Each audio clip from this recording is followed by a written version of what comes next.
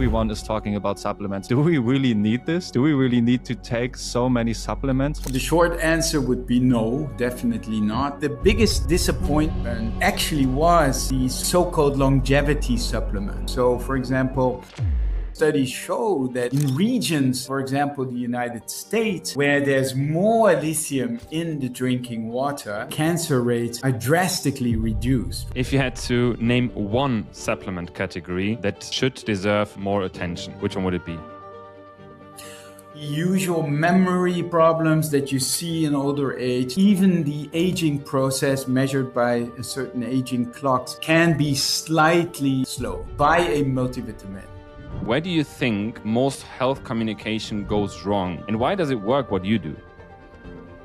Well, most people today don't suffer from a lack of health advice. They suffer from too much of it. One expert says eat more protein. Another one says eat less animal foods. One person says supplements are useless. And another one says you need a full longevity stack. And the harder part is that all sides can sound convincing. They quote studies, mechanisms, biomarkers, personal stories even. For a normal person, it becomes almost impossible to know what actually matters. And that's exactly why we brought on Bas.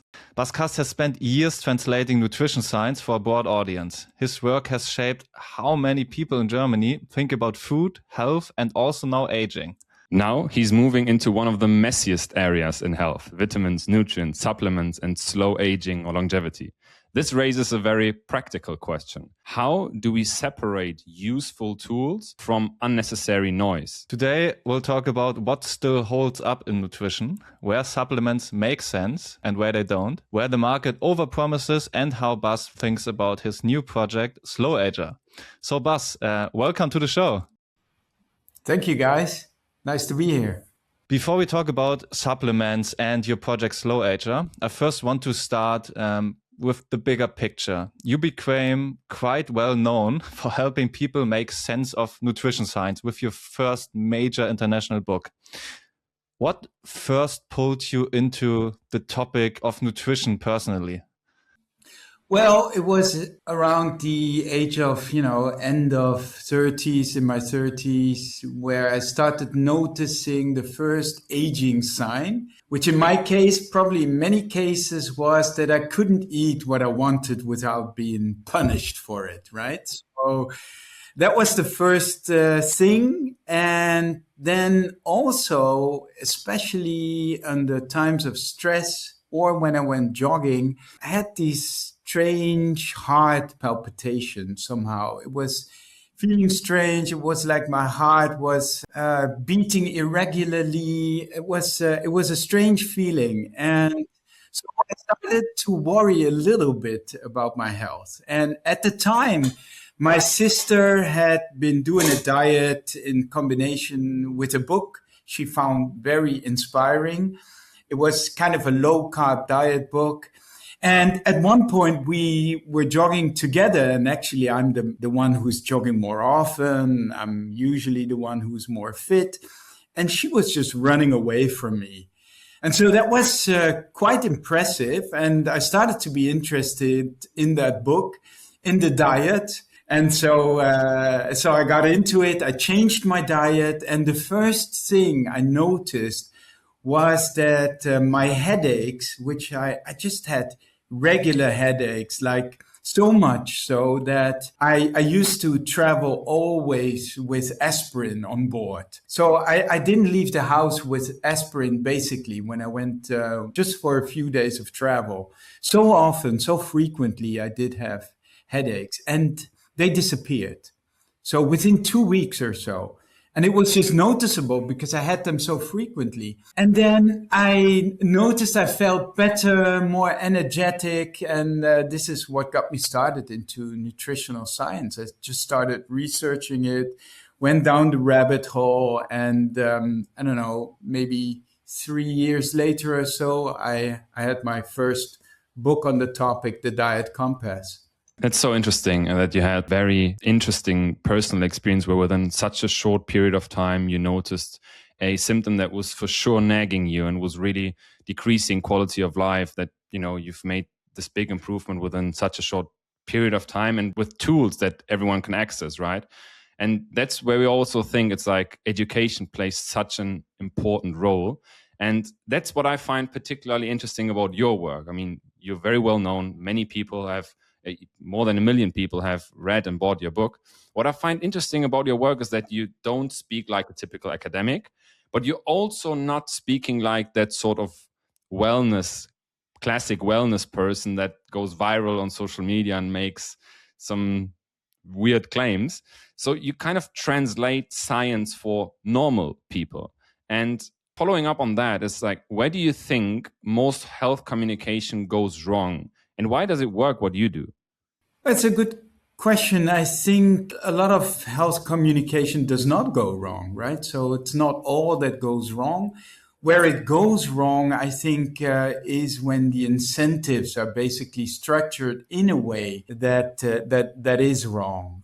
So if it's clicks that are the incentive, you can clearly see then that outrageous claims are going to be clicked more and people are going to produce them more, right? I mean, the typical example, which is not only negative in my eyes, is Brian Johnson, right? So he's perfected the art of social media in this field, I guess.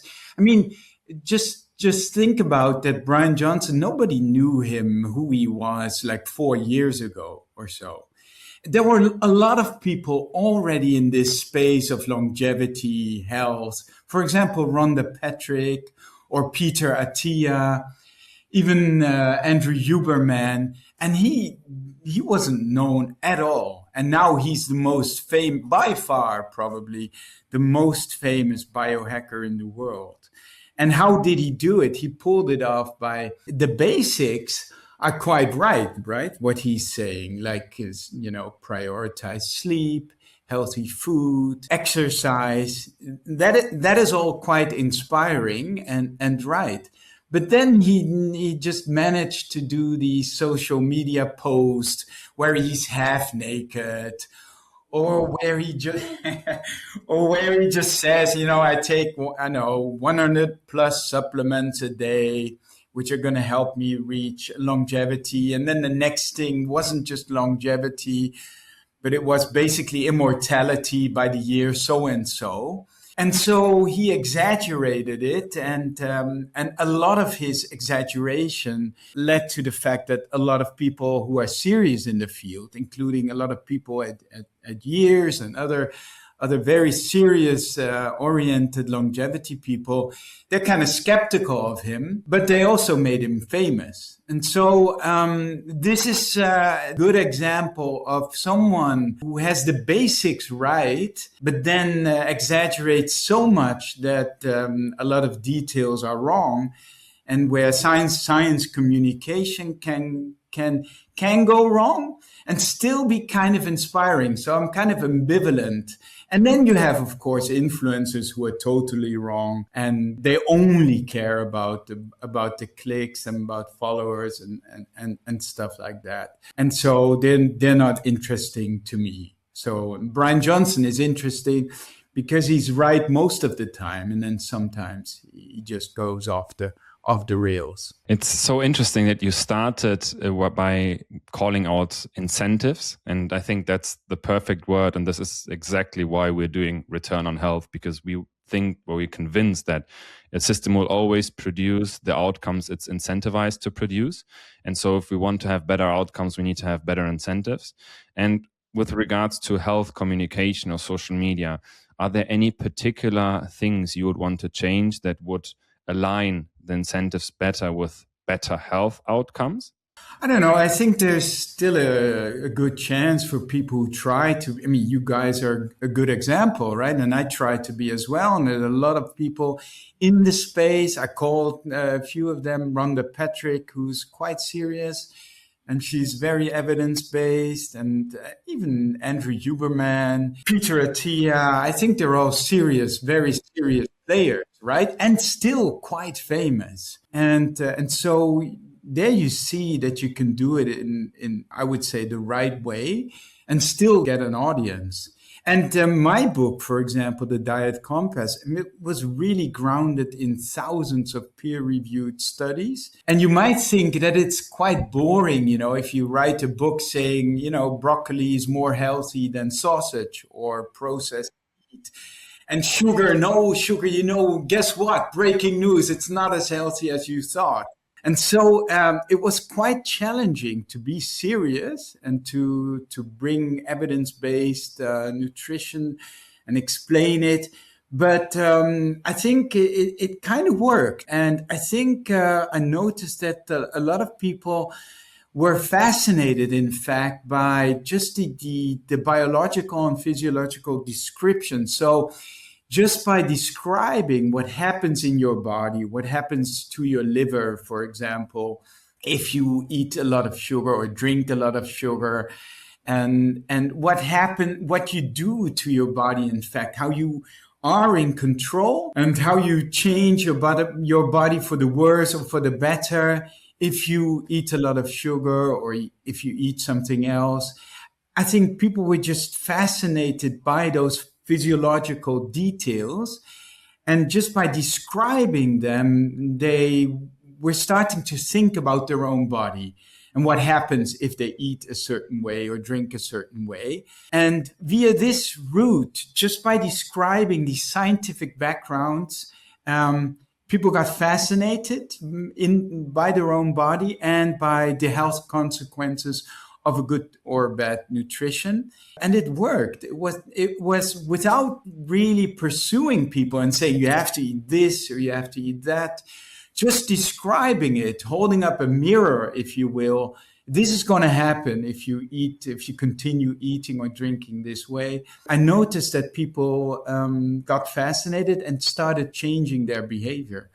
And so it's quite encouraging that there are, in fact, still a lot of people who can be persuaded by serious information, and you don't need to necessarily exaggerate all the time. Occasionally you can, right? 100% agree. And I think your book is the best example. I mean, it was sold, correct me if I'm wrong, but I think over 1 million times, international bestseller. So it definitely worked. That's for sure. We can be sure of that. For the viewers, I want to get a bit more practical now. I mean, you wrote the book. You, as you said, you read more than, 1,000 studies probably. I know that you read pretty much every day a new study. That's for sure. So you are deep into the science. Just for a person who doesn't know that much about nutrition, it's just eating the things they want to eat. They don't really care about that at all. What should they take away from the book? Do you have like 3 principles which everybody should know about nutrition? Yeah, so I mean, I wouldn't even summarize it with my own words, because there is this American professor of journalism, but he wrote a lot about nutrition, Michael Pollan, who, more than 10 years ago, wrote a piece in the New York Times starting, I think the words were, eat real food, mostly plants, not too much. So this was the start of a very long essay about nutrition science and what makes a healthy diet. And he summed it up right there. And these 3 sentences are being quoted by a lot of researchers even in their papers, to just summarize what makes a healthy nutrition. I mean, you could also translate it in start cooking yourself, which he also coined, I think, Michael Pollan. Another rule of thumb he coined, also Michael Pollan, is don't eat anything your grandmother wouldn't recognize as food. Love that one. Yeah. So it's so simple, right? And then if you then start asking, but what about milk or no milk? What about animal protein or animal fat versus plants? I mean, plants are important. It's summarized in the 3 sentences. But in the end, everything that comes after that are kind of details, right? Just to say you can have some milk or not.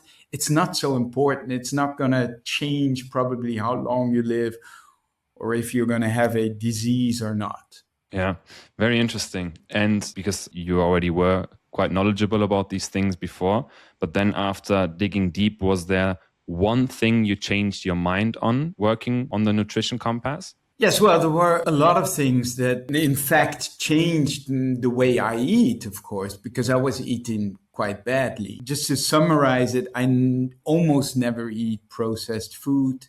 So it's all natural. I eat a lot of fruit and vegetables and whole grain. So there's a myth out there that whole grain and gluten products are kind of bad for you. You only have to be careful with gluten if you have a sensitivity, right? And if you change, what you see in fact is that people, for example, then start eating more rice products. And after a couple of weeks or months, you can see more arsenic, for example, in their blood.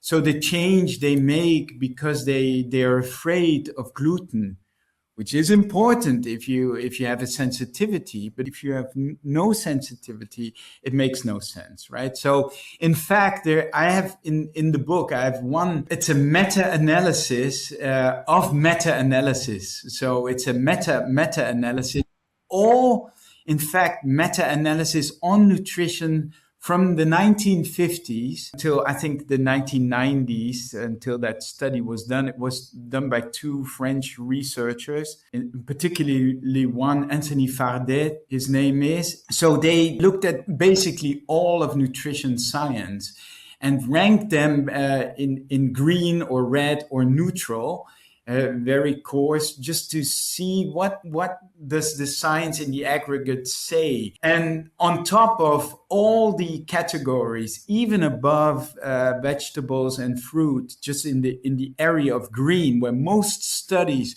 will show that they have beneficial effects on your health, were whole grains, the category of whole grains. So, for example, oats and stuff like that, or other whole grains. And so you don't have to be afraid of that. So I eat a lot of oats, actually, and try to eat whole grains. And if I take milk products, I prefer fermented milk. So that's another myth, right? That, for example, cheese is bad, which is actually not the case. If you look at the studies, cheese is, if you compare dairy products, milk is sometimes negative. So you see some elevation of prostate risk if men drink a lot of milk. But you have reduced colon cancer risk with milk. But you always only see positive and no negative results if you look at cheese, for example, which is kind of surprising because cheese doesn't have that good of a reputation. And even better maybe is yogurt. So if I take dairy, I try to eat fermented dairy. And then there's a lot of other stuff I do. So I try to do some intermittent fasting, right? So that I don't eat late at night, particularly. And for example, you see that if you just shift most of your calories earlier to the day, it doesn't have to be a big breakfast, but a little bit more toward the early side of the day and not later in the evening. That's beneficial for weight loss, but also for reducing cancer risk and other disease risk. And so I try to do all that. And then, there's still a lot I enjoy. For example, I enjoy my coffee and my green tea and my black chocolate here. I always have some black chocolate and then drink a lot of coffee, which turned out to be beneficial as well. Super interesting.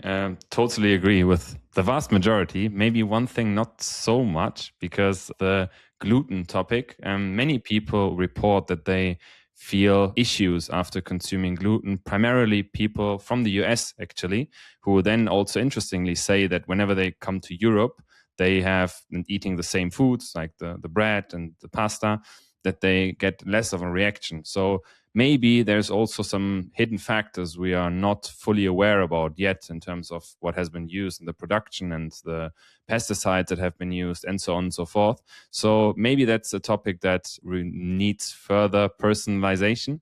That actually brings me to the question I wanted to ask, and that's, how do you navigate what you see in research, where you have meta-analysis of things and you have very rigorous data on often population level, and then personalization to your specific needs, because you are not the average. So how do you navigate that?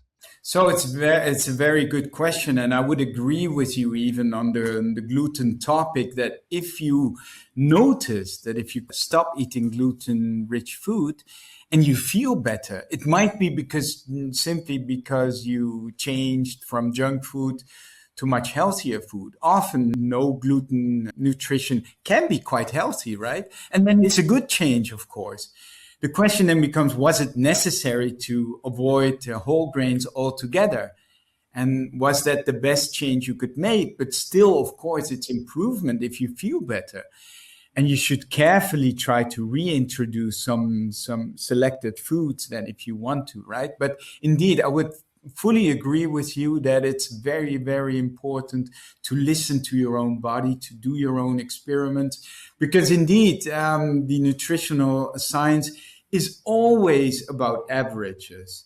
And I was quite impressed about studies, for example, that look at different diets. For example, the Atkins diets, which has a lot of protein and fat, compared to a low-fat diet, compared to Zone and other diets, where they really randomized people into different groups, right? Different kinds of diets. And they saw that on average, people lose like about 6 kilos or so on body weight in 6 months or so. I don't know the exact numbers anymore, which on average was quite similar. I think the Atkins diet came on top. So on average, that was a especially good diet, especially in the beginning. You start losing weight a lot on a high fat, high protein diet like Atkins. But then what was so interesting was when you started looking at the data of the individual people in the test group. So you had like around 30 or 40 or 50 people in one test group. So for example, in the Atkins diet, you had 50, 40 people. And you saw that some people were indeed losing weight. So most of them were. Some weren't losing weight on the Atkins diet. Some were even gaining weight on the Atkins diet. And you saw this pattern with every diet. And so this is, of course, extremely important, right? So if your friend says, I went on the Atkins diet and it worked out fine, and here's the evidence, that you should always know that this is based on average numbers, and that you can have a completely different bodily reaction, and that you might even gain weight if you go on a certain diet. And we saw the same. There was this famous Cell paper by an Israeli research group that showed the same thing with blood glucose measures after you eat, for example, a cookie or a banana. And they showed these two graphs of two people, which were kind of iconic. And that you could see, for one person, the banana just resulted in high blood sugar. It was a real peak, whereas the cookie did nothing. And in person 2, the next testing subject, it was completely reversed. And so even with CGM data or continuous glucose monitoring you can really see individual results which are quite surprising for a lot of people. And also for me, as I started doing it, actually not so long ago with you guys, with years, you gave me a continuous glucose measure here on my arm. And I was quite surprised because I always thought that my smoothie in the morning with a bit fruit, but also nuts and even some soybeans, so not just sugar, gave me quite a glucose spike. And so it made me more careful about those shakes I have in the morning. And so I try to put in a little bit more stuff that doesn't have so much sugar. And so individual nutrition is very, very important, because you don't know your readers. And you can only say to a reader, listen to your own body, or get a CGM device maybe at some point. or do some experiments and look how you feel or look how your body reacts. But I would very much encourage people to take an individualistic approach. I'm also quite interested in somehow developing some kind of app that could help you with that, right? So, for example, imagine an app or a system that registers what you eat, and it's kind of connected. So this is my new Fitbit Air, by the way, from Google. How do you like it? Yeah. So they didn't have a gray one anymore, so I tried this color. They still had it. So if you would have a device that could, for example, offer you some nutritional or other lifestyle experiments, and then just track how well you do with it. For example, if you want to lose weight, the device could do some experiments by changing stuff in your diet. For example, eat some more walnuts or cut back on this and that, and then just track how well you're doing, how well you approach that goal of losing weight. Or it could suggest, for example, based on evidence, on averages, of course, to have your dinner an hour earlier than you usually have, and then just track how well this advice is working out for you. And I think that could be helpful to individualize your nutrition. And yeah, I think it's a very important step. And in fact, so next year I'm going to rewrite the Diet Compass, because we celebrate the 10-year anniversary of the book. It still sells a little bit. And so I thought to update the book, and the aspect of personalization has become much more important to me, and also in the science just in the last 10 years. And so I'm gonna update the book a little bit regarding that topic as well. First of all, congrats to your almost 10-year anniversary now. And I think the points you just made are one of the most important things for also our listeners, because we all know, and I think your points proved it now pretty good, that nutrition science is good, is really interesting, but is based on averages, and especially nutrition science, but also science in general, is really always differs from person to person. You are, as Miguel already mentioned, you are not the average, obviously. And one thing that worked for the majority of people maybe doesn't work for you, maybe doesn't work for you at all, maybe makes things way worse. And for other people, it improves things. So, Bas, I really love the thing you are working on, maybe, the app. Or also have other people work on such a data-driven approach. I think this is really needed, and especially if wearables and CGM devices get better for asymptomatic people, which I think is also an issue. I think the data quality isn't like there yet where we would like it to be. It's not 100% validated, doesn't have 100% accuracy.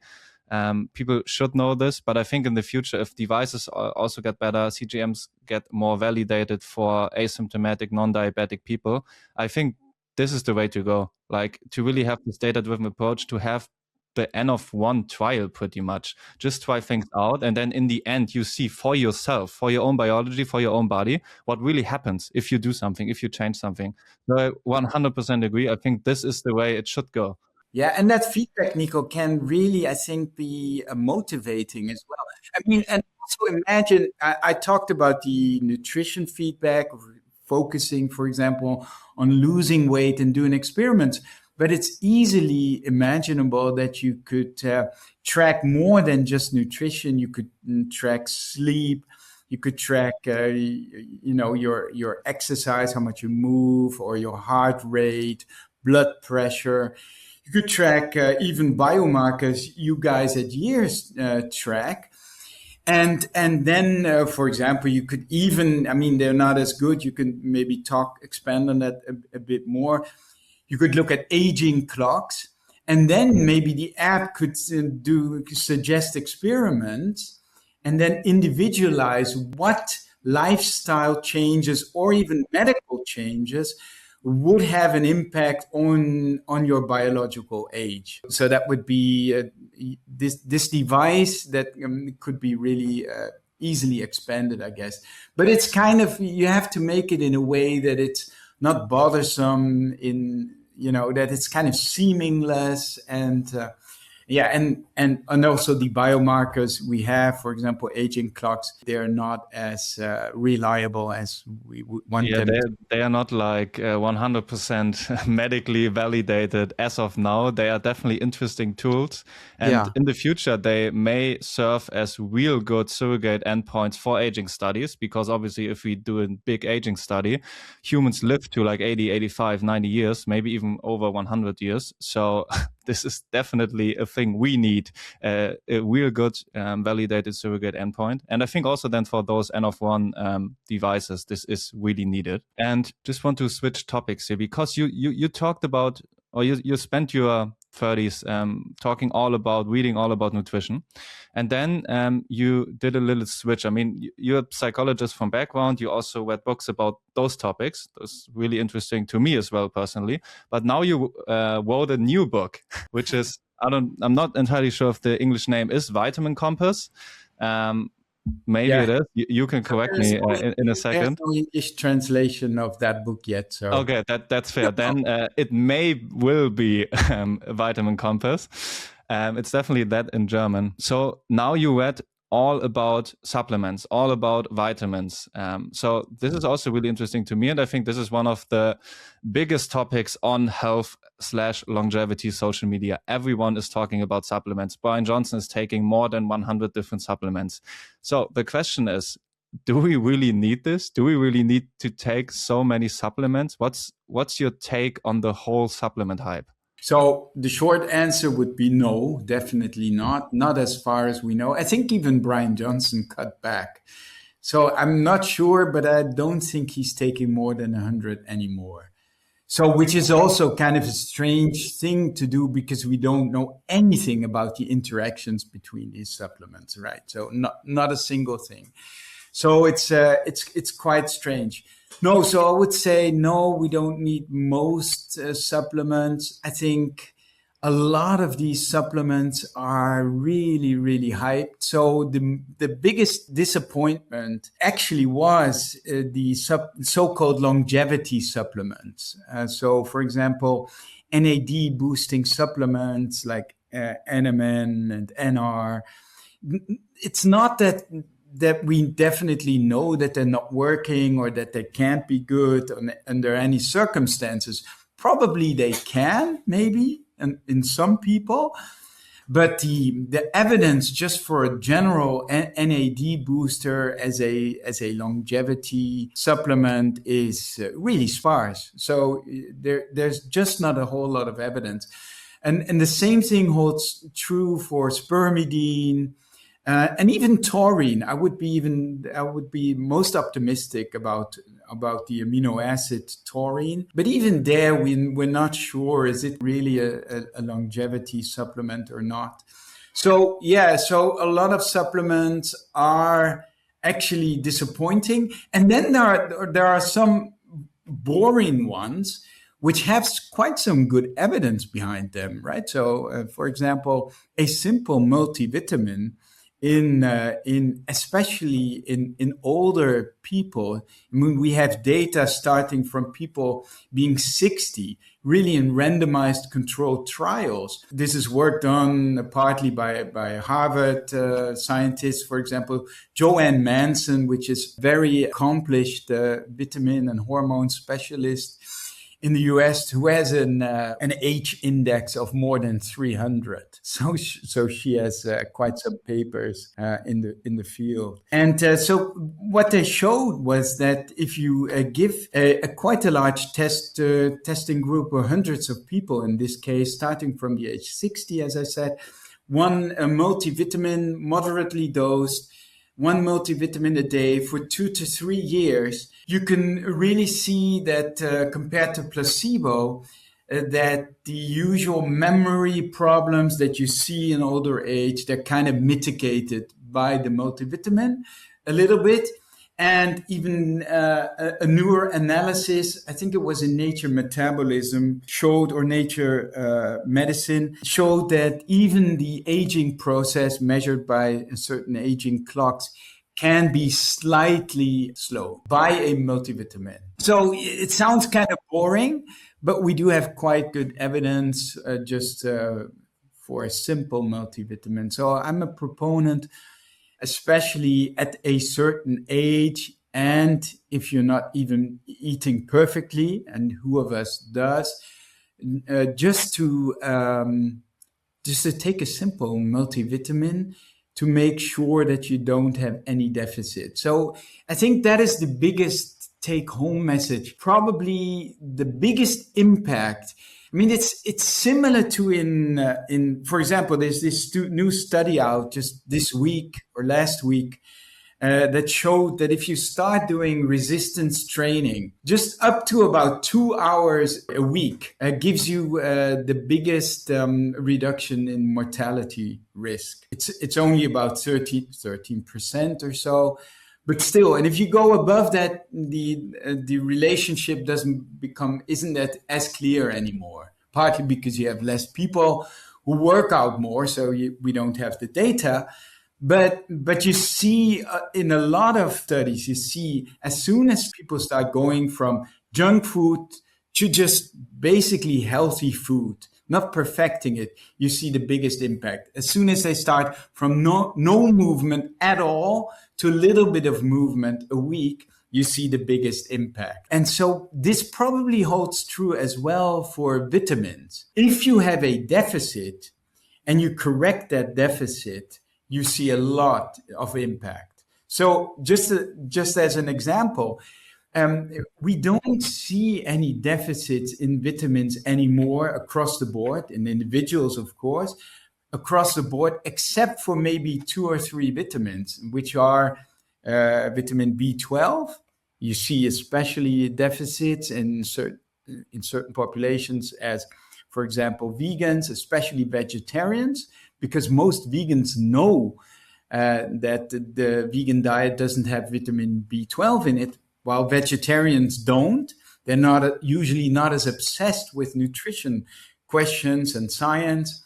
And so you see they did a study in Germany with blood levels of vegetarians, which are worse in vitamin B12 than the vegans. And so that is a problem, right? Because you can have really, in the end, you can have irreversible brain damage if you take it long enough. So you can store vitamin B12 in the liver. So it's always said that vitamin B12 cannot, or vitamin B or water soluble vitamins can't be stored, which is in general true, but it isn't true for vitamin B12, which can be stored in the liver. So you have a storage which holds a few months or even years.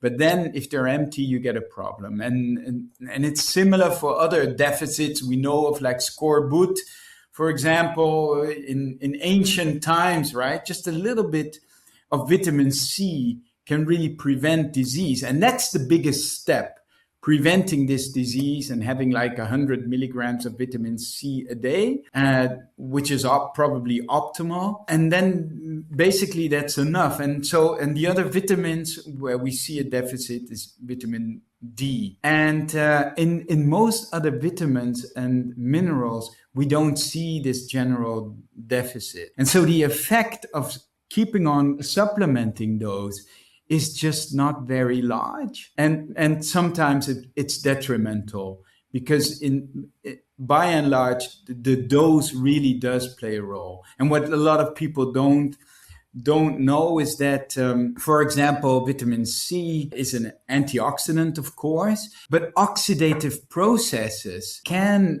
provoke healthy responses of a cell.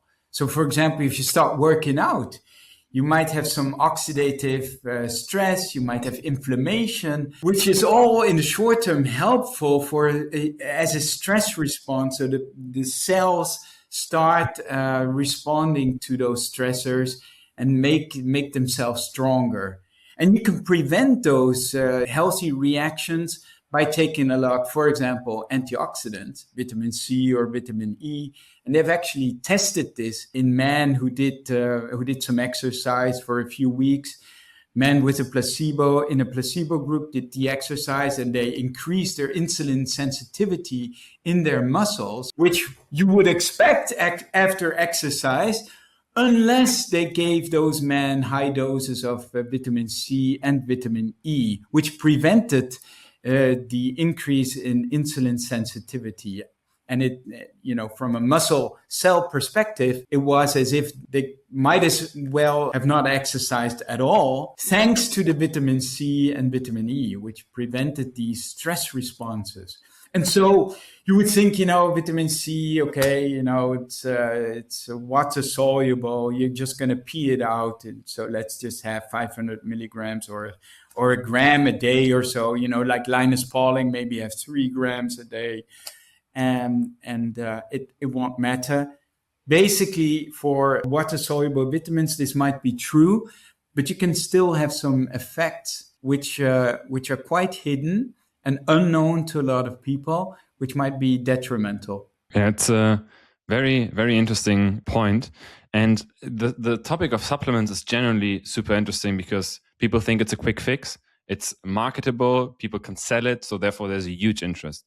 But I think also when we look at supplements, we need to differentiate between different categories. So is it supplements, let's say nutrients that that people are deficient in, that we're kind of just correcting deficiencies? Is it supplements that we use from maybe a performance aspect? Is it supplements that we really use for what we think will help us with a longer health span? But then also the question, how do we exactly measure that? And then there's also, oftentimes I feel like supplements are a bit of fall into the gray category, the gray zone, because we don't know sometimes 100%, but it's not clear cut often. So the question I have also with regards to your SlowAger project, first, what the SlowAger project is about, maybe you could summarize that in a sentence or two. And then how do you personally manage the topic of supplements? Because there is interesting things even coming out of epidemiological data, for example, with regards to lithium or other things. So how do we manage the topic of uncertainty, and what's the cost of acting versus not acting, and how do you personally incorporate that into the SlowAger project? Yeah, so I must admit, I do agree with basically what you're insinuating, that I tend to belong to those people who do take a little bit more, are a bit more on the risky side, let's say. So, in medicine, there is this doctrine to do no harm, right? So just to basically don't do anything that might cause harm to a patient, which I don't know how this should be interpreted in a perfect way, because not doing anything might do some harm as well, right? And so often we don't know, where should we start doing something? Should we start taking lithium or not? And so I think here, in the case of, in the general case, maybe lithium is a good example. I think you can try, if you're not that risk averse, you can try stuff if it's quite plausible that it's not going to harm you and there might be some benefit, right? So, and in lithium's case, I think this is quite plausible that the low dose lithium orotate supplementation, the harm is probably, if there is any harm, it's not going to be that large, and maybe the benefit might be substantial. So I did experiment with lithium orotate, 1 milligram or so a day. Then I forgot about it again. Maybe I should do it again, because lithium in this case, you really see that it's a natural element which is just there in drinking water. And what's interesting, studies show that in regions of, for example, the United States, where there's more lithium in the drinking water, for example, cancer rates are drastically reduced, right? And we're talking about a hazard ratio of, I don't know, about 0.2 or 0.3, so a reduction of around 80% of cancer in general in regions where there's a lot of lithium in drinking water.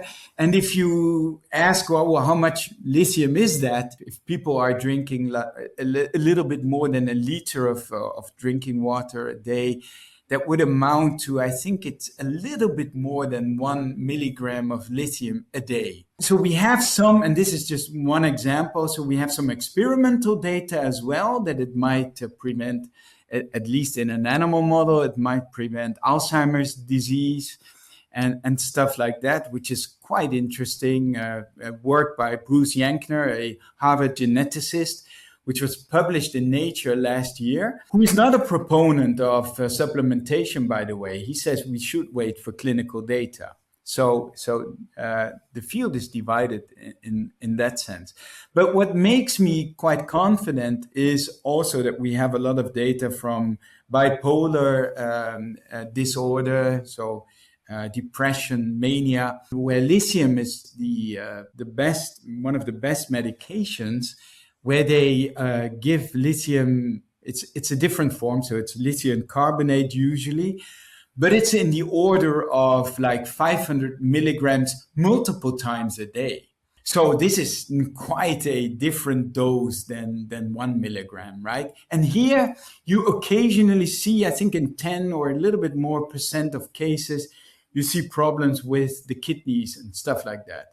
But it's not even in the majority of cases, with a much, much larger dose. So this signals that lithium in a milligram area is quite safe. Still, I would only do that if a doctor looks closely at my biomarkers, like right now I'm doing with years. And so I feel quite safe to do an experiment like that. But yeah, I think it's a very crucial question. I think as soon as you start measuring your body more carefully, I think this opens the possibility to be a bit more risky, on the risky side, and to try stuff that is not evaluated in clinical trials yet, or not in large trials, or that's not established, or that's not mainstream yet. I think if you're willing to take a few risks and you're tracking your biomarkers carefully, that's a good way to go forward with some more experimental stuff. But in general, if I give advice to people, if they ask me for advice, I'm more on the cautious side, because I know most people are not going to track their biomarkers so carefully. And so there I tend to follow this rule of do no harm, and I try to be more conservative in my recommendation. So I would not generally recommend for people to supplement lithium. And I'm even careful to recommend them to supplement taurine, for example, which I do take myself, like in the order of 3 grams a day, which turns out to be, as far as we know, it's quite safe. And even if it's not a longevity drug or amino acid, we still have some good clinical evidence that it, for example, can lower heart rate or blood pressure, or even improve some blood lipids. And so the data for that are quite compelling, but still not, I wouldn't say conclusive for a general recommendation. I fully agree, and I totally see your point. Also because you reach so many people, it's, in my view as well, definitely better to be a little bit more on the cautious side. I'm a big fan of data and studies in general, but also I see the problem that a lot of studies will probably never be funded due to lacking of incentives, lack of funding, and more factors. So that's why I also see the root of being on the experimental side, trying things out, but always with full informed consent. This is a concept I really love, when your physician tells you all of the available information and then you together as two people make the decision. I think that's totally fine. And then check your blood biomarkers and check, okay, what changes, what doesn't change, does it work for you, does it not work for you? If you know all of the downsides, in some cases you don't know because there are no studies. But if you think, at least from a mechanistic perspective, from anecdotal data, at least anything, and you tell the patient, okay, we don't know, anything could happen, and he still or she still wants to try it out, I think that's fine. That's pretty much the concept of informed consent. And I think this is really valuable to go further into the future as well. Now, the last part of the podcast, the lightning round. So Bas, you have 30 to at most 60 seconds to answer the next questions. Oh yeah, my specialty, short answers. Yeah, your specialty. So let us begin with the first question. For someone listening who wants to use supplements intelligently, what are the 3 steps they should know?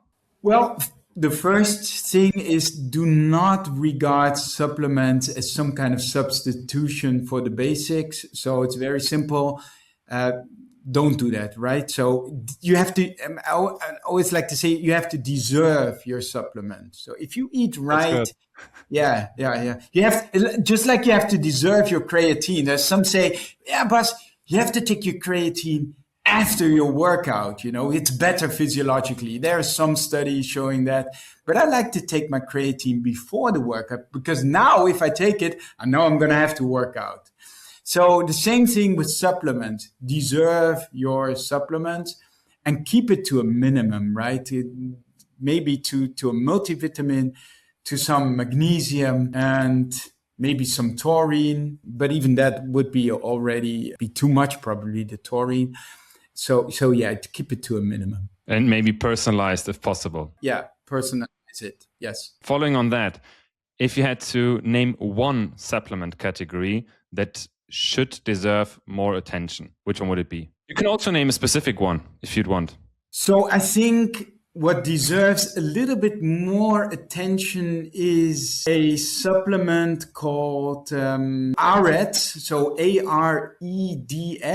It's age-related eye disease studies, AREDS, and it has really been proven to help slow down a certain stage of macular degeneration, which is a frequent cause of blindness in the Western world, especially.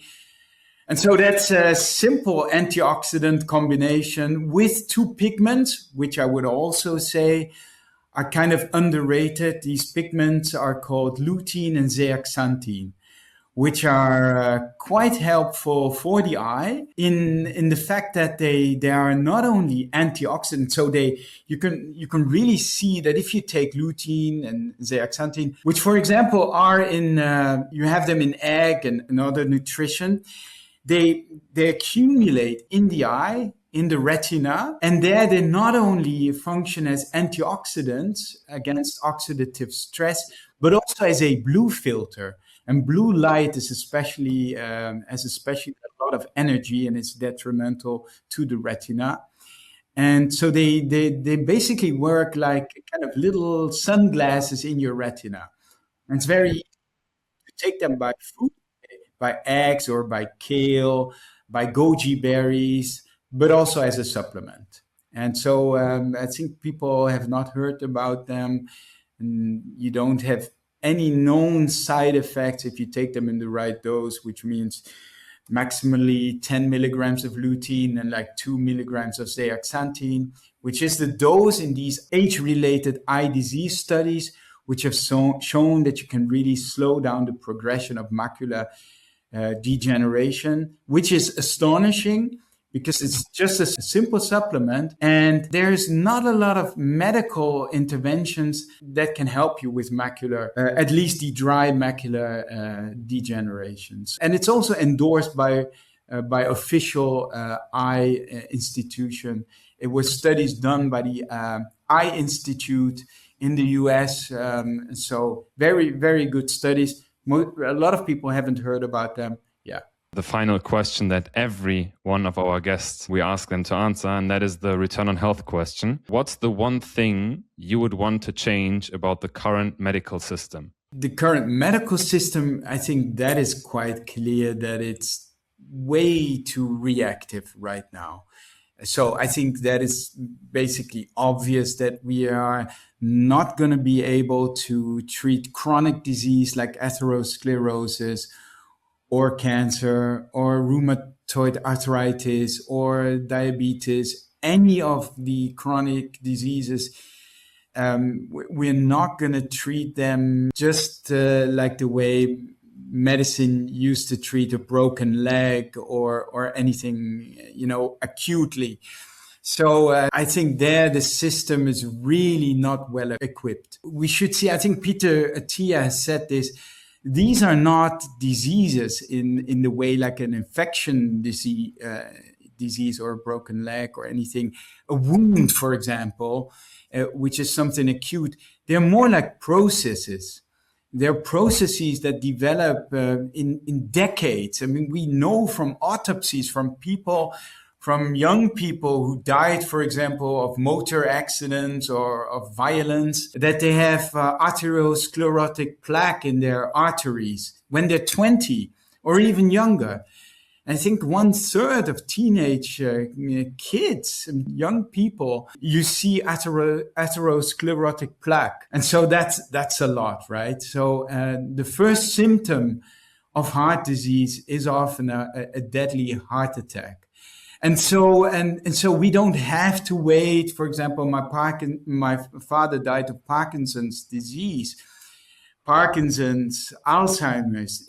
We know now from biomarkers like p-tau 217 and other biomarkers that these diseases develop decades before we see the first symptom. So in my father's case, it was this rigid face, he couldn't show emotions anymore in his face. And it's so tragic to think about the fact that we wait for these manifestations and then the brain is practically destroyed already.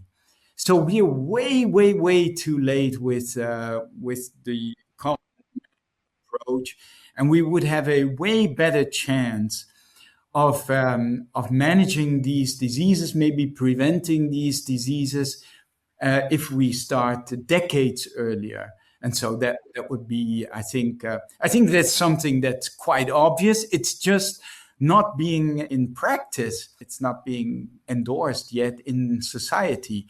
The one area where we have recognized it and really changed society for the better is our teeth, right? So I have 3 kids, and it takes years actually in the bathroom every night and every morning, basically, to brush their teeth, and then they don't want to, and then they don't see why, and it's bothersome, and it's not going to help right now. But we have recognized this problem, and we've made a culture out of it. So, and the culture consists in taking self-responsibility by doing this every day, brushing our teeth every day, and going to the doctor who takes care, who controls it, and takes care of our teeth and reminds us how to do it and stuff like that. And maybe then if some problem comes up, helps us with that, correcting it, right?